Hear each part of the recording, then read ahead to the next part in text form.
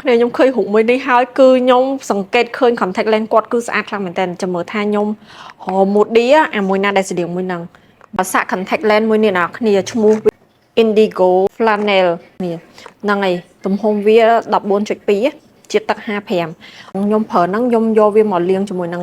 អាទឹកចំលែនហ្នឹងបន្តិចមកហើយយកមកពាក់ហ្មងតែបើសិនជាអ្នកគ្នាប្រើជាមួយខែឬក៏3ខែឬក៏6ខែអីត្រាំទុកនៅក្នុងហ្នឹងយ៉ាងតិចណាស់ក៏6ម៉ោងដែរចាំប្រើនិយាយទៅ 14.2 ហ្នឹងវាអត់សូវធំខ្លាំងហើយអ្នកនរគ្នាធំល្មមឯនេះ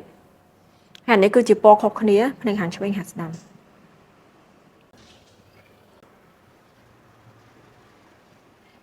ដូចតស្តៀង70%